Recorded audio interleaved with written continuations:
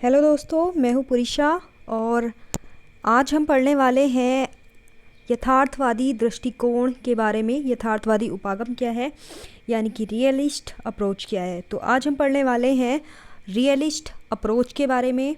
इससे पहले हमने पढ़ा था, जो हमारी पिछली वीडियो रही है उसमें पढ़ा था हमने आदर्शवादी अप्रोच के बारे में, यानी कि आइडियलिस्ट अप्रोच क्या होती है।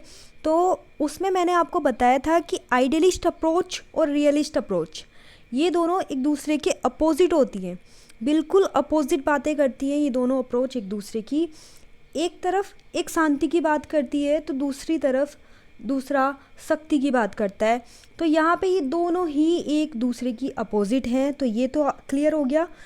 एंड नेक्स्ट उपागम के बारे में हमने देख लिया था। उपागम क्या बात करता है, दृष्टिकोण की, यानी कि आपका नज़रिया कैसा है। तो उपागम के बारे में हमने चर्चा कर ली थी। तो चलिए नेक्स्ट हम देखते हैं कि आदर्शवादी किस तरीके की शक्ति की बात करता है, क्या बात करता है आगे। ठीक है, चलिए आगे देखते हैं इसके बारे में कि आपका जो हम यथार्थवादी अप्रोच को पढ़ने वाले हैं वो क्या बात करती है। आदर्शवादी उपागम, आदर्शवादी उपागम की प्रतिक्रिया का परिणाम था यथार्थवादी उपागम। आदर्शवादी उपागम की प्रतिक्रिया का ही परिणाम है यथार्थवादी उपागम। वैसे 18वीं और 19वीं शताब्दी में यथार्थवादी उपागम की चर्चा हुई थी और मैकियावेली का समूचा दर्शन यथार्थवादी चिंतन की आधारशिला प्रस्तुत करता है।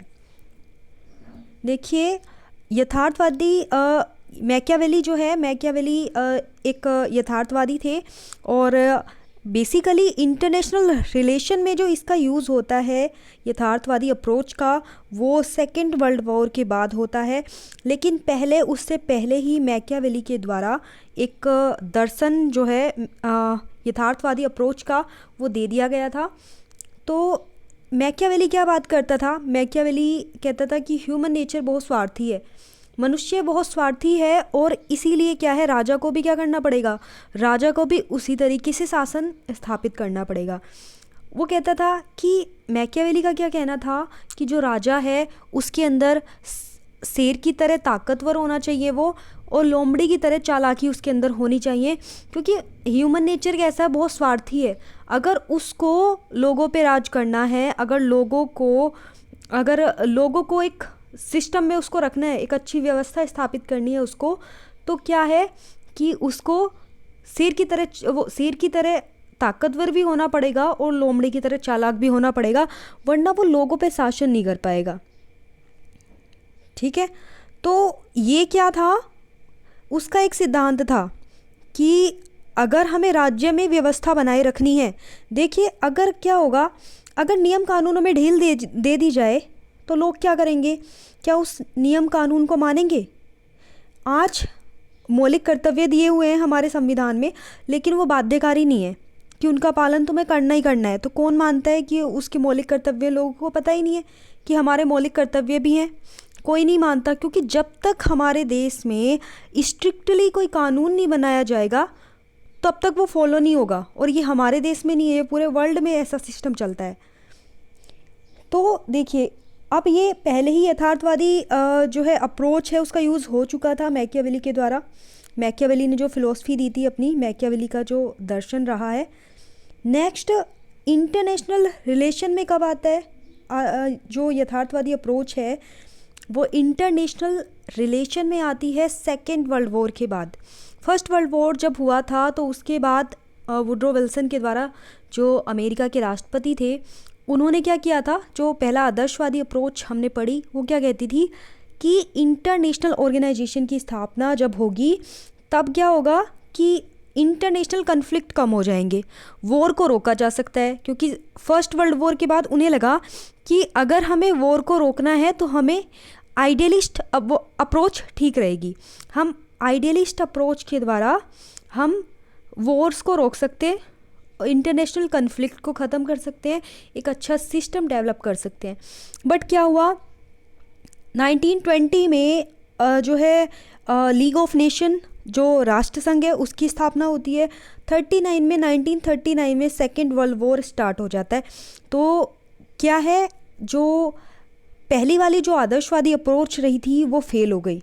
देखिए, जब बच्चा कोई गलती करता है तो पहले माँ बाप उसको प्यार से समझाते हैं, तो ये प्यार से समझाने वाली जो प्रक्रिया है ना, वही आपकी क्या है, आदर्शवादी अप्रोच है। यानी कि लोगों ने सोचा पहले कि हम आइडियलिस्ट अप्रोच के द्वारा इंटरनेशनल कन्फ्लिक्ट को ख़त्म कर सकते हैं, रोक सकते हैं। अब जब वो फेल हो गया तो इन्होंने यथार्थवादी अप्रोच को अपनाया इंटरनेशनल रिलेशन में सेकेंड वर्ल्ड वॉर के बाद, कि नहीं, अब प्यार से काम नहीं होगा, आदर्शवादी अप्रोच काम नहीं करेगी, अब हमें यथार्थवादी अप्रोच को अपनाना पड़ेगा। तो यथार्थवादी अप्रोच आई बाद में। तो चलिए, इतना हो गया है, अब इसके बारे में हम नेक्स्ट देखते हैं। देखिए अब आगे क्या होता है इसमें। वस्तुतः यथार्थवादी दृष्टिकोण शक्ति, शस्त्र और युद्ध को मानव स्वभाव की विशेषता मानता है। यानी कि यथार्थवादी दृष्टिकोण क्या है कि ह्यूमन नेचर ऐसा है, ह्यूमन नेचर क्या है, शक्ति को ज़्यादा से ज़्यादा शक्ति गेन करने वाला, उसको ज़्यादा से ज़्यादा पावर चाहिए, उसको सारा सिस्टम अपने कंट्रोल में चाहिए, और शस्त्र और युद्ध को, मतलब ये ह्यूमन नेचर ही ऐसा है कि वो कभी कन्फ्लिक्ट को ख़त्म ही नहीं कर सकता। जब तक ह्यूमन नेचर ही ऐसा है, युद्ध करने वाला और उसको ज़्यादा से ज़्यादा शक्ति प्राप्त करने की इच्छा रखने वाला, तो ह्यूमन नेचर ऐसा ही है। इसीलिए क्या है, इसीलिए यथार्थवादी दृष्टिकोण इसी बारे में बात करता है कि ह्यूमन नेचर ऐसा है और इसको हम नहीं बदल सकते, और ये किसी भी अप्रोच को हम लगा लें तो इसको नहीं बदला जा सकता। यथार्थवादी दृष्टिकोण की तह में मूल मान्यता ये है कि राष्ट्रों के बीच विरोध और संघर्ष किसी न किसी रूप में सदैव बने रहते हैं। यथार्थवादी इस विरोध एवं संघर्ष को अंतर्राष्ट्रीय संबंधों में एक शाश्वत नियम के रूप में देखते हैं, ना कि अंतर्राष्ट्रीय राजनीति की आकस्मिक घटना के रूप में। तो देखिए ये क्या बात करता है, अब यहाँ पे ये कहते हैं कि जो अंतर्राष्ट्रीय जो संबंध है उसमें जो विरोध है और जो संघर्ष है वो एक शाश्वत नियम है, वो सडनली नहीं हुआ है। सडनली ऐसा नहीं है कि सडनली कुछ देशों में कन्फ्लिक्ट स्टार्ट हो गया, सडनली कुछ नहीं हुआ है। यहाँ पे अचानक से कोई आकस्मिक घटना नहीं है कि जैसे एक्सीडेंट हो गया, कोई एक्सीडेंट नहीं है, ये आकस्मिक नहीं है, ये क्या है, शाश्वत नियम है।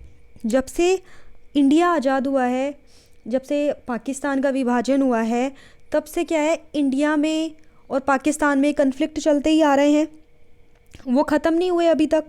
तो आज आज़ादी के 75 साल हो चुके हैं, लेकिन आज भी कन्फ्लिक्ट चल रहे हैं। कितनी सारी संधियाँ हो गई, कितने सारे समझौते हो गए, लेकिन क्या क्या परिणाम निकला है उसका, कुछ नहीं। आज समझौता हुआ, कल 1999 में बस कूटनीति हुई थी, बस एक समझौता हुआ था, अटल बिहारी वाजपेयी थे उस टाइम पे यहाँ के पीएम, तो एक समझौता करके आए वो पाकिस्तान जाके, और 1999 में ही कारगिल वॉर स्टार्ट हो गया। तो कितनी भी संधियाँ कर लो, कितने भी समझौते कर लो, लेकिन इंटरनेशनल कन्फ्लिक्ट क्या है, ये एक शाश्वत नियम बन चुके हैं, आकस्मिक घटना नहीं है, और ये चलते आए हैं और आगे भी चलते रहेंगे। तो आगे देखते हैं इसमें फिर।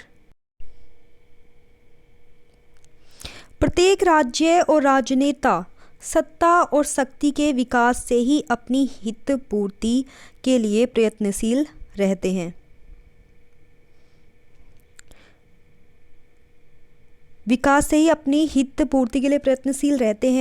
शक्ति और शक्ति के आधार पर ही राजनीति के वास्तविक अभिनेताओं के कार्यों को समझा जा सकता है।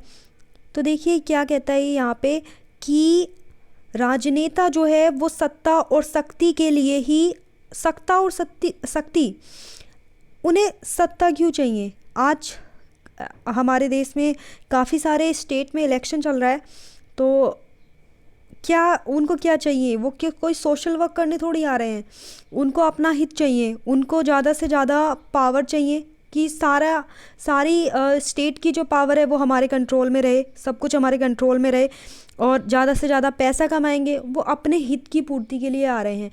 इलेक्शन में जो भी खड़ा होता है उस समाज सेवा करने को ही नहीं आ रहा है, उनको अपना हित साधना है बस। राजनीति के वास्तविक अभिनेताओं के कार्यों को समझा जा सकता है। यथार्थवादी दृष्टिकोण इस बात पर बल देता है कि विदेश नीति संबंधी निर्णय राष्ट्रीय हित के आधार पर लिए जाने चाहिए। नैतिक सिद्धांतों और भावनात्मक मान्यताओं के आधार पर यथार्थवादी सिद्धांतकार शक्ति राजनीति को अंतर्राष्ट्रीय संबंध का मूलभूत नियम मानते हैं। शक्ति की राजनीति, यहाँ पे बात हो रही है शक्ति की राजनीति की। देखिए, इंटरनेशनल जो विदेशी संबंध स्थापित किए जाते हैं, किसी भी देश से आप जो संबंध बना रहे हो उसमें कोई आपका इमोशनल अटैचमेंट नहीं जुड़ा हुआ है, वो कोई इमोशनल अटैचमेंट नहीं है। वो क्या है, आप देख रहे हो कि हमारा हित किसके साथ रहने में है। अगर अमेरिका के साथ अच्छे रिलेशन बनाने से हमारा हित है तो हम बना रहे हैं। हमें देखना है कि हमारे आस पड़ोसी देशों के साथ जो है हमारे रिलेशन अच्छे रहेंगे, तो उससे क्या है, हमारी जो हमें अपनी बॉर्डर पे इतनी सारी सिक्योरिटी रखनी पड़ती है, उससे क्या, आज नेपाल के साथ हमारे खुले बॉर्डर है क्योंकि हमें पता है कि हमारे संबंध अच्छे हैं, तो इसलिए क्या है, हमें वहाँ ज़्यादा सिक्योरिटी की ज़रूरत नहीं पड़ती। यहाँ अगर हम देखें चाइना की साइड और पाकिस्तान की साइड जो हमारा बॉर्डर लगता है, वहाँ हमको बहुत टाइट सिक्योरिटी रखनी पड़ती है क्योंकि हमारे रिलेशन से डिपेंड कर रहा है ना कि हमारे रिलेशन किसके साथ कैसे हैं, तो इसका प्रभाव हमारे देश पे पड़ता है। तो हम क्या है, किसी भी देश से अपने संबंध स्थापित कर रहे हैं इमोशनली अटैचमेंट के कारण नहीं कर रहे हैं, हम अपने राष्ट्रीय हित के कारण कर रहे हैं कि हमारे राष्ट्रीय हित क्या है। सबसे देखिए, कोई भी बात चाहे वो नैतिक हो या अनैतिक हो, वो हमारे हित में है। अगर हमारे देश के हित में है, अगर कोई अनैतिक काम भी हमारे देश के हित में है तो हमें वो भी करना पड़ेगा। तो नैतिकता ज़्यादा मैटर नहीं करती है, आपकी भावनाएं ज़्यादा मैटर नहीं करती हैं इंटरनेशनल रिलेशन में। अगर कोई चीज़ मैटर करती है तो वो है कि आपका राष्ट्रीय हित क्या है, आपका राष्ट्रीय हित किसके साथ है, और जिसके साथ हमारा राष्ट्रीय हित जुड़ा होगा हम उससे अच्छे रिलेशन रखेंगे। तो ये यहाँ पे इस बारे में बात करता है। फ्रेंड्स, नेक्स्ट हम बात करते हैं कि यथार्थवादी दृष्टिकोण के आधारभूत सिद्धांत क्या हैं। तो ये हम यहाँ पे देखिए, एक बात आपको याद रखनी है, हम यहाँ पे यथार्थवादी दृष्टिकोण के आधारभूत सिद्धांत के बारे में चर्चा कर रहे हैं। इसके बाद हमने पढ़ना है कि मार्गेनथाउ ने जो 6 सिद्धांत बताए हैं वो क्या बताए हैं, तो इनको आपने मिक्सअप नहीं करना है बिल्कुल भी, आगे मैं आपको बताऊंगी, पहले इसको पढ़ लेते हैं। अंतर्राष्ट्रीय संस्थाओं और संगठनों का संप्रभु राज्य घटनाओं पर कोई प्रभाव, नियंत्रण और वर्चस्व नहीं होता है। तो देखिए, यथार्थवादी दृष्टिकोण जो है उसका एक आधारभूत सिद्धांत क्या है कि संप्रभु देश, यहाँ पे बात चल रही है संप्रभु राज्य की, और एक तरफ ये बात हो रही है यहाँ पे अंतर्राष्ट्रीय संस्थाओं और संगठनों की। अंतर्राष्ट्रीय संगठन और संस्थाएं क्या हैं, यूएनओ है, और हमारे जो आस पड़ोसी बने हुए हैं ये WTO है, हमारे ये आसियान बना हुआ है, सार्क बना हुआ है। ये जितनी भी इंटरनेशनल ऑर्गेनाइजेशन है ये हमारे देश पे कोई कंट्रोल स्थापित नहीं कर सकती। अगर हम क्या है, अपने आप में संप्रभु हैं। हमारा देश स्वतंत्र है, जिस दिन से हम आज़ाद हुए उस दिन से हमने घोषणा कर दी कि हम संप्रभु हैं, हम आज से स्वतंत्र हैं, और किसी भी देश को, चाहे वो अमेरिका हो, कोई भी महाशक्ति हो, हमारे काम में इंटरफेरेंस करने का हक नहीं है उनको।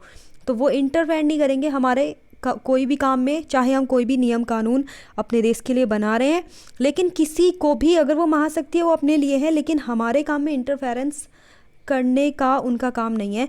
तो चाहे वो कोई भी इंटरनेशनल ऑर्गेनाइजेशन हो, चाहे वो कोई भी महाशक्ति हो, तो यहाँ पे यही बात हो रही है कि चाहे हमारे देश में कोई घटना होती है, हम कोई भी नियम कानून बनाते हैं, लेकिन उसमें किसी भी अंतर्राष्ट्रीय संस्था को उसमें इंटरफेयर करने की कोई ज़रूरत नहीं है यहाँ पे। दूसरा, राज्य अपने राष्ट्रीय हितों की पूर्ति के लिए संघर्षरत रहते हैं। तो ये तो बेसिक है कि हर कोई देश क्या चाहता है, अपने राष्ट्रीय हित उसके लिए सर्वोपरि है। देखिए हर मनुष्य को भी देखो आप, तो वो वही काम करता है जो उसके हित में होता है, जो उसे लगता है कि मेरे लिए सही है वो वही काम करेगा। तो राष्ट्रीय हित हो चाहे वो किसी के पर्सनल हित हो, तो वो क्या है, वही काम करता है जो उसके हित में होता है। तो राज्य अपने राष्ट्रीय हितों के लिए संघर्षरत रहते हैं। जिंदगी भर जिस तरीके से कोई व्यक्ति अपने जीवन के लिए संघर्ष करता रहता है, जब तक वो जीता है तो वो किसी ना किसी चीज़ के लिए, किसी ना किसी चीज़ को अचीव करने के लिए वो संघर्ष करता रहता है। उसी तरीके से देशों का भी हमेशा चलता रहता है। हर देश अपने हितों के लिए संघर्ष करता रहता है। आज उसका एक हित पूरा हो गया तो कल के दिन को दूसरा हित उसका हो जाएगा कि हाँ अब ये काम पूरा हो गया, अब मुझे दूसरा करना है, तो वो दूसरे के लिए संघर्ष करता रहेगा। तो राष्ट्रीय हित के लिए जो संघर्ष है वो कभी ख़त्म नहीं होता। तीसरी बात क्या करता है ये, राज्यों में दीर्घकालीन आपसी सहयोग अथवा मैत्री संभव नहीं है। दीर्घकालीन का मतलब होता है, देखिए लंबे समय के लिए हो सकता है, लंबे समय तक आप किसी को सहयोग करना या फिर लंबे समय तक आप किसी के साथ सहयोग कर रहे हो, संभव है भी और नहीं भी है। एक तरीके से यहाँ पे कह रहे हैं कि संभव नहीं है, लेकिन संभव हो भी सकता है और नहीं भी हो सकता है। अभी क्या है कि जब से हमारा देश स्वतंत्र हुआ है तो रूस के साथ हमारे बहुत अच्छे संबंध रहे हैं। और लेकिन अगर आज रूस कहने लगे कि तुम्हारे रिलेशन हमारे साथ अच्छे हैं तो तुम अमेरिका के साथ कोई संधि नहीं करोगे, कोई उसके साथ कोई समझौता नहीं करोगे या उससे व्यापार नहीं करोगे, तो हम क्या करेंगे, हमें देखना है कि हम, अगर हमारा फ़ायदा है, हमारा राष्ट्रीय हित अमेरिका के साथ जुड़ा है और हमारा राष्ट्रीय हित कहता है कि हाँ हमें ज़रूरत है अमेरिका की, या हमें अमेरिका से ये ट्रेड करनी पड़ेगी, हमें समझौता करना ही पड़ेगा, तो क्या है इंडिया करेगा। तो इससे क्या होगा कि रूस के साथ सहयोग आपका ख़त्म हो जाएगा। रूस क्या करेगा आपसे, फिर रूस कहेगा कि ये हमारी बात नहीं मानते, तो ये है कि कन्फ्लिक्ट स्टार्ट हो जाएंगे। तो ये क्या है, लंबे टाइम तक किसी से सहयोग और मैत्री संभव नहीं है। कभी देखो थोड़ा ऊंच नीच होता रहता है, ऊपर नीचे होता रहता है थोड़ा। दूसरा, राज्यों के ना तो कोई स्थायी मित्र होते हैं और ना ही स्थायी शत्रु। अगर आज हम ब्रिटेन को देखें तो ब्रिटेन ने 200 साल हम पे राज किया है, लेकिन आज आपको अगर पता हो तो इंडिया की इतनी सारी कंपनी है, इंडिया के इतने सारे लोग हैं जो आज ब्रिटेन में रह रहे हैं और वहाँ पे अपना कारोबार कर रहे हैं। आज इंडिया की इतनी सारी कंपनी वहाँ ब्रिटेन में लगी हुई हैं कि आज इंडिया ब्रिटेन के लोगों को रोज़गार दे रहा है, जो कभी आके हम पे 200 साल तक शासन करके गए हैं, जो इंडिया को कहते थे कि ये मतलब बिल्कुल ही गंवार देश है, यहाँ के लोग बिल्कुल सभ्य नहीं है, जो अपने आप को बहुत जेंटलमैन समझते थे, तो आज वहाँ के लोग इंडिया के जो कंपनी वगैरह वहाँ पे स्टार्ट की गई हैं वहाँ पे काम कर रहे हैं।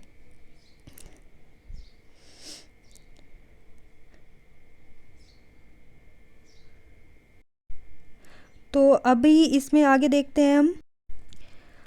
राज्य का सर्वोपरि लक्ष्य अपनी सुरक्षा और अपने अस्तित्व की रक्षा है।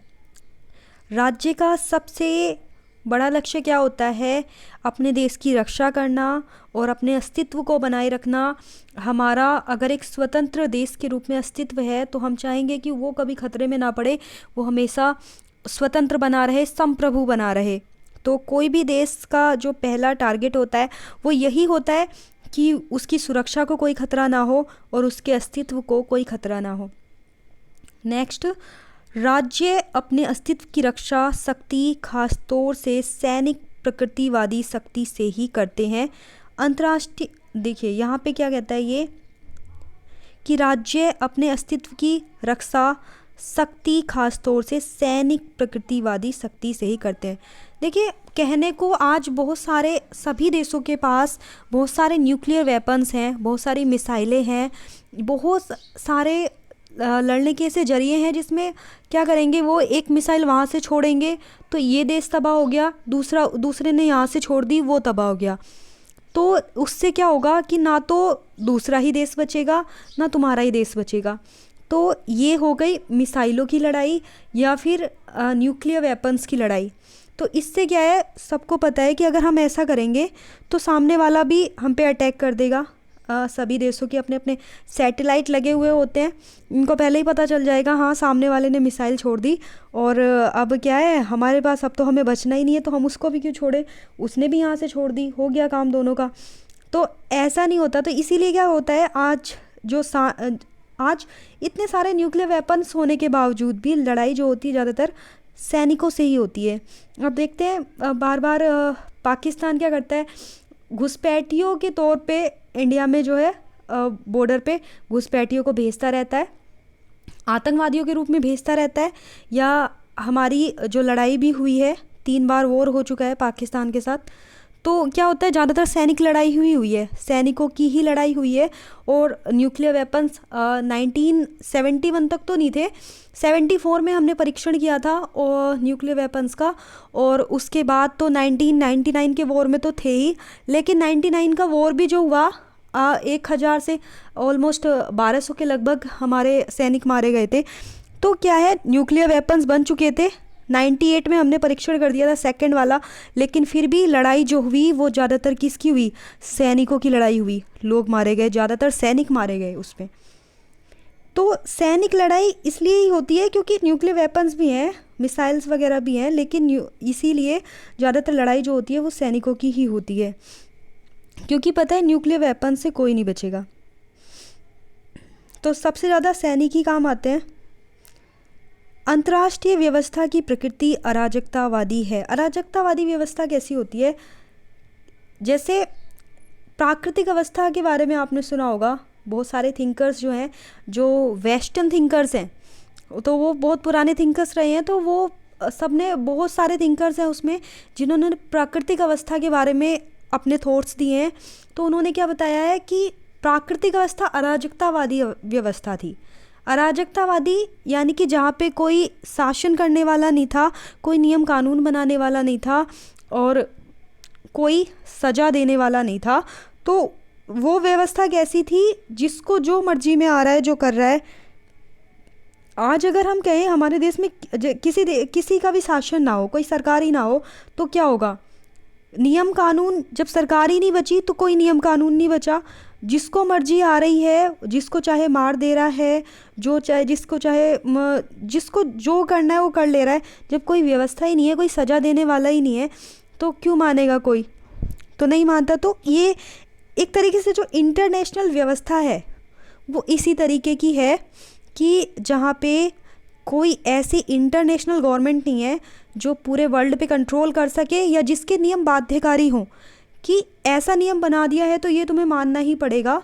तो ऐसी व्यवस्था नहीं है। तो एक तरीके की कैसी व्यवस्था है, ये अराजकतावादी व्यवस्था हो गई है, इंटरनेशनल व्यवस्था जो है। अब ये बात तो हो गई आपके जो यथार्थवादी सिद्धांत थे। अब हम बात करते हैं मार्गेनथाउ के जो 6 सिद्धांत थे वो। देखिए, अब देखते हैं हम मार्गेनथाउ ने जो 6 सिद्धांत बताए थे वो क्या थे। पहला सिद्धांत क्या बताया मार्गेनथाउ ने, कि राजनीति पर प्रभाव डालने वाले सभी नियमों की जड़ मानव प्रकृति में होती है। राजनीति, आज हमारे देश की राजनीति पे जो प्रभाव पड़ता है, या इनफैक्ट किसी भी देश की राजनीति पे जो प्रभाव पड़ता है वो ह्यूमन नेचर का पड़ता है। जैसा ह्यूमन नेचर होगा वैसी ही आपकी राजनीति होगी। इनफैक्ट आपकी कोई भी सिस्टम देख लो, वो सिस्टम क्या होगा, वहाँ की प्रकृति के अकॉर्डिंग होगा। हमारे देश में बहुत सारी विविधताएं हैं, इसलिए हमने क्या है अपने देश में लोकतंत्र को अपनाया, क्योंकि हमें पता है कि इतनी सारी विविधताएं जो हैं और बहुत ज़्यादा पहले से ही एक तरीके से डिस्क्रिमिनेशन रहा है, बहुत ज़्यादा भेदभाव वाली स्थिति हमारे देश में रही है। तो हमें क्या है कि हमें क्या था कि हमारे देश में लोकतंत्र ही सक्सेसफुल रहेगा, तो इसलिए हमने डेमोक्रेसी को अपनाया हमारे देश में, क्योंकि हमारे देश का ह्यूमन नेचर ही ऐसा है। तो जिस किसी भी देश की राजनीति है वो वहाँ के ह्यूमन नेचर से इफ़ेक्ट होती है कि वहाँ का ह्यूमन नेचर कैसा है। मानव प्रकृति, सब कुछ मानव से ही तो होता है, राजनीति मानव से है, मानव राजनीति से नहीं है। तो इसलिए क्या है, ह्यूमन नेचर ही इफ़ेक्ट करेगा राजनीति को। सेकंड है, राष्ट्रीय हितों को शक्ति के रूप में परिभाषित किया जा सकता है। देखिए, आज जो आपके राष्ट्रीय हित हैं या जो भी आपके राष्ट्रीय हित हैं वही आपकी शक्ति है। अगर आज हमारा राष्ट्रीय हित जब हमारा देश स्वतंत्र हुआ था तो उस टाइम पे व्यवस्था जो थी वो बहुत ही एक तरीके से कह सकते हैं कुछ था नहीं देश में। जितना भी जो भी संसाधन थे वो सब अंग्रेज ले गए थे लूट के। तो पैसा नहीं था, टेक्नोलॉजी नहीं थी और खाने पीने को भी उतना नहीं था और सुख सुविधाएं भी उतनी कुछ नहीं था। तो हमारी प्राथमिकता थी वो क्या थी कि हम पहले तो हमारे देश के जो लोग हैं उनको जो हमारी बेसिक नीड है वो उपलब्ध कराएं। तो पहले तो उनकी बेसिक नीड पूरी की जाए, सबको रहने के लिए घर हो, सबके 2 टाइम का सबको खाना मिले, पेट भर खाना मिले और जो उनकी बेसिक नीड है वो पूरी करें। तो हमने और चीज़ पे ज़्यादा ध्यान ही नहीं दिया। ये टेक्नोलॉजी वगैरह हमने सोचा बाद में कर लेंगे, तो हमें उस टाइम पे उसकी ज़रूरत नहीं पड़ी। तो हमारा उस टाइम पे हमने क्या किया, इसी चीज़ पे फोकस किया कि लोगों को जो है उनकी बेसिक नीड पूरी की जाए। अब आगे क्या हुआ, 1962 में चाइना ने अटैक कर दिया इंडिया के ऊपर, 65 में पाकिस्तान ने कर दिया। तो हमें ज़रूरत पड़ी कि अब हमें क्या है अपनी आर्मी को भी बढ़ाना पड़ेगा, क्योंकि अगर हम अपनी आर्मी नहीं बढ़ाएंगे तो ये हमारे राष्ट्रीय हित में नहीं है।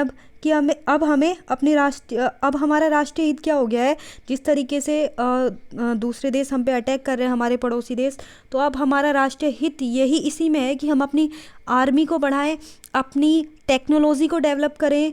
तो ये हमारा फिर राष्ट्रीय हित हो गया कि हमें अब अगर हम अपनी आर्मी नहीं बढ़ाएंगे तो हम क्या है खतरे में पड़ जाएंगे।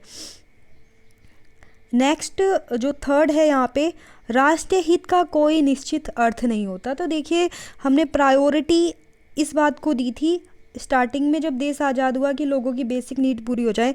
लेकिन 1971 के वॉर की स्पेशली मैं आपको बात बताऊं, 1971 के वॉर में हम ऑलमोस्ट आपको पता है कि इंडिया का जो आज बांग्लादेश बना है 1971 में बना था, तो 1972 में। तो उसके बाद क्या है कि उस टाइम पे बांग्लादेश को आज़ाद कराने के लिए इंडिया का जो 1971 में वॉर हुआ था पाकिस्तान के साथ, तो उसको हम ऑलमोस्ट जीत ही चुके थे।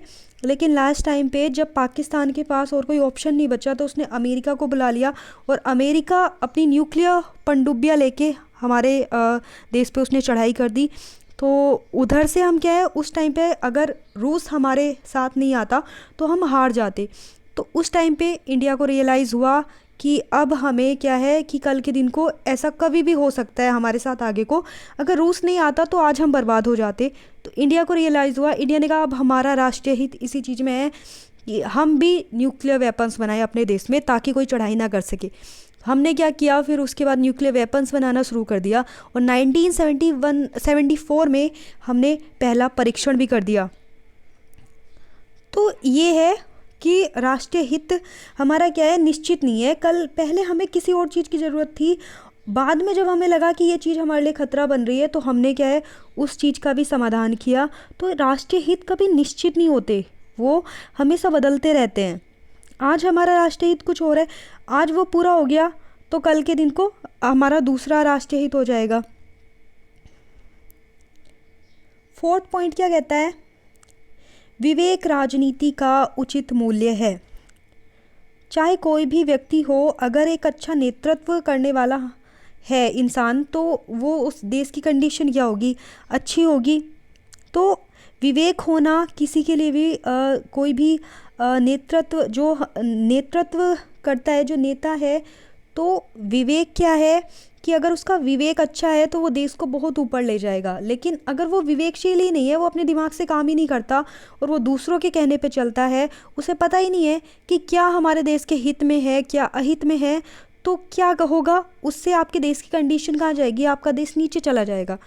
तो ये नेतृत्व करने के लिए चाहे आप इंटरनेशनल रिलेशन किसी के भी साथ स्थापित कर रहे हो, आप इसलिए स्थापित कर रहे हो कि हमारा किस देश के साथ जाने से हमारा हित है, इसके साथ अगर हम संबंध अच्छे बनाएंगे तो हमारा इससे हमारा भला होगा, या इससे हमें टेक्नोलॉजी मिलेगी, या फिर इससे आपका जो भी राष्ट्रीय हित है, तो वो क्या है, आप अपने विवेक से ही तो कर रहे हो। अपने विवेक से जब तक इंसान नहीं चलेगा तब तक क्या होगा, अगर दूसरों के कहने पे वो कोई काम कर रहा है तो उसका उतना हित कभी नहीं हो पाएगा। यहाँ पे 5th पॉइंट हम देखते हैं, राष्ट्र के नैतिक मूल्यों को सार्वभौमिक मूल्यों से पृथक मानना। राष्ट्र के नैतिक मूल्य क्या हैं कि हमारे देश के लिए जो काम सही है, या मान लीजिए कोई भी काम है अगर वो हमारे देश के लिए सही है तो ज़रूरी नहीं कि वो दूसरे देश के लिए भी सही हो सकता है हमारे देश को देखिए, आज हमारे देश को आर्मी की ज़रूरत है। आज हमारे देश अगर आप इंडिया को देखो तो इंडिया वर्ल्ड की 3rd लार्जेस्ट आर्मी रखने में काउंट किया जाता है, लेकिन वहीं आप बहुत से देशों को देखोगे उनके पास आर्मी नहीं है ज़्यादा। क्यों? क्योंकि उनको ज़रूरत ही नहीं है। हमें क्यों ज़रूरत है? क्योंकि चाइना 2nd नंबर पे है, 2nd लार्जेस्ट आर्मी रखता है चाइना, और 1st रखता है अमेरिका। तो जब चाइना के साथ हमें पता है कि हमारा कन्फ्लिक्ट चलता रहता है, तो हमें क्या करना पड़ेगा, उसी हिसाब से काम करना पड़ेगा। इसीलिए हमारे पास 3rd लार्जेस्ट आर्मी है वर्ल्ड की, तो इसीलिए रखनी पड़ती है क्योंकि चाइना के पास है। आज अगर हम न्यूक्लियर वेपन्स नहीं बनाते तो चाइना के पास न्यूक्लियर वेपन्स है, और पाकिस्तान क्या करता है, वो चाइना से ख़रीद लेता है। उसको जो भी चाहिए होता है खुद नहीं बनाएगा, वो चाइना से ख़रीद लेगा। तो हमें पता है कि हमारे 2 पड़ोसी देश ऐसे बैठे हैं जो हमें खाने के लिए ही बैठे हैं, एक तरीके से कभी भी अटैक कर सकते हैं। तो हमें क्या करना पड़ेगा, उसी हिसाब से काम करना पड़ेगा। तो और वहीं आप बहुत से देशों को देखोगे तो उनके पास आर्मी नहीं है अपनी, क्योंकि उन्हें ज़रूरत ही नहीं है। उनके देश में बहुत शांति है, वो क्या अपने वो साइंस टेक्नोलॉजी के ऊपर बहुत पैसा खर्च करते हैं। हमारा आर्मी के ऊपर बहुत ज़्यादा पैसा खर्च होता है। वो लोग शिक्षा पे खर्च करते हैं, वो लोगों को सुख सुविधाएं देने में खर्च करते हैं। अब हमें लोगों की सुख सुविधाएं छोड़ के अपनी आर्मी पे इतना ज़्यादा पैसा खर्च करना पड़ता है। क्यों? क्योंकि हमें पता है कि हमारे 2 पड़ोसी देश ऐसे हैं जो कभी भी आ सकते हैं हमारे ऊपर अटैक करने, तो हमें उसी हिसाब से काम करना पड़ता है। तो ये हमारे देश के लिए सही है, ज़रूरी नहीं दूसरे देश के लिए सही हो। अगर दूसरे देश के साथ उसके अपने आस पड़ोसी के साथ रिलेशन अच्छे हैं तो उसे ज़रूरत ही नहीं है। अब हमें चाइना के और जो पाकिस्तान के साथ जो बॉर्डर लगता है उसके साथ, वहाँ पे हमने बहुत आर्मी रखनी पड़ती है। लेकिन हमें वहीं पे अगर हम देखें तो हमें नेपाल के लिए इतनी आर्मी नहीं रखनी पड़ती, भूटान के लिए नहीं रखनी पड़ती, बांग्लादेश के साथ नहीं रखनी पड़ती।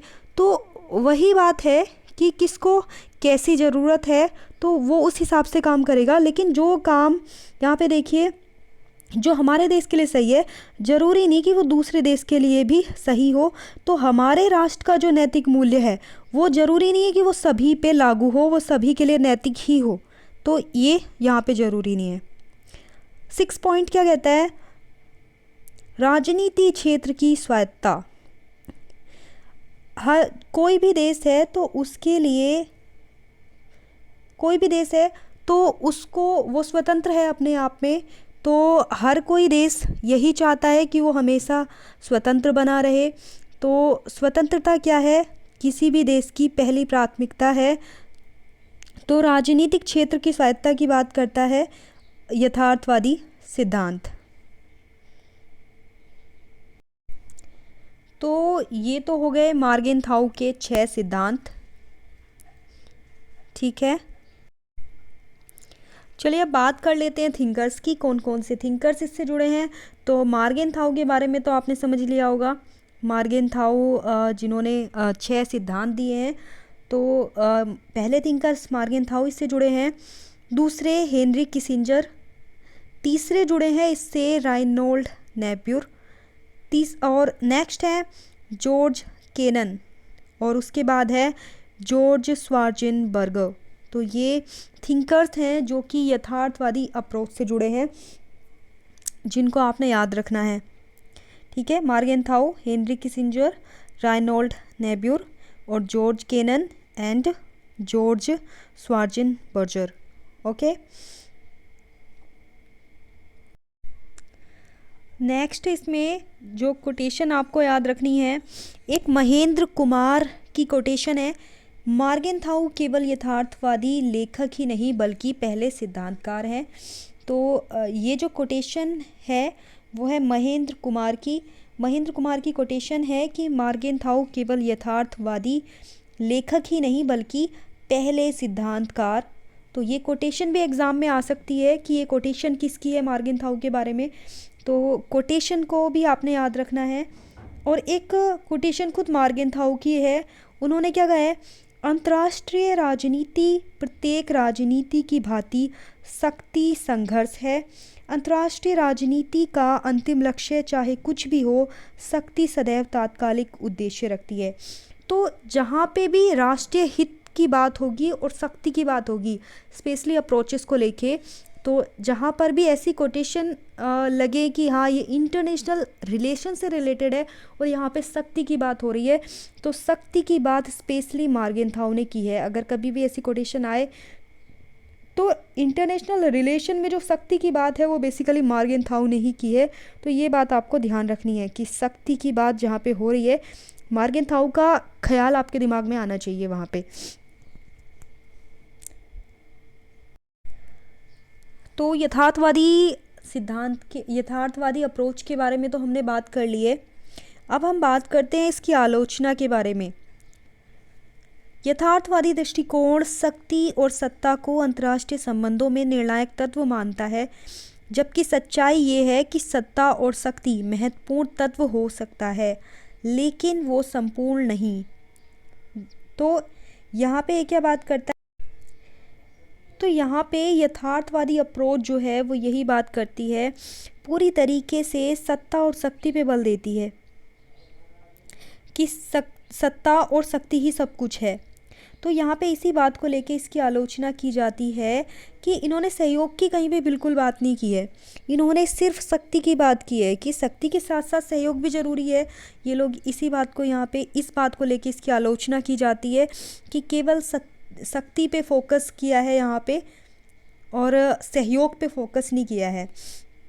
दूसरी बात जो एक यहाँ पे इसकी आलोचना की जाती है वो है यथार्थवादियों का दिए, यथार्थ यहाँ पे दिए नहीं लिए होगा, तो यथार्थवादियों के लिए राष्ट्रीय शक्ति का प्रसार मात्र माना जाता है और इसलिए उनकी नीति शांति विरोधी समझी जाने लगी है, क्योंकि ये केवल राष्ट्रीय शक्ति के प्रसार की बात करते हैं कि हमें क्या करना है, कैसे भी करके हमें अपनी शक्ति को बढ़ाना है, तो इसीलिए इसको शांति का विरोधी माना जाता है।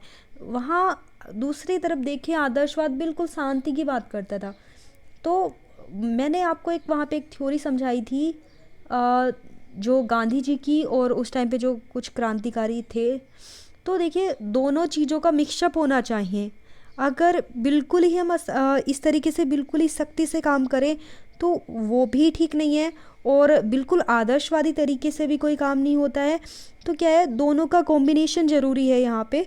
तो इसी चीज़ को लेके इसकी आलोचना की जाती है कि ये केवल शक्ति की बात करता है, शांति की कहीं पे बात नहीं करता।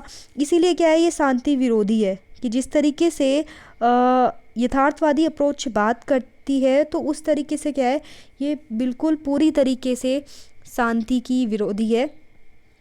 तो ये हमारा टॉपिक यहीं पे ख़त्म होता है आज, और मिलते हैं नेक्स्ट वीडियो में। और अगर आपको वीडियो अच्छी लगी हो तो लाइक कीजिए, शेयर कीजिए और सब्सक्राइब कीजिए। So thanks for watching.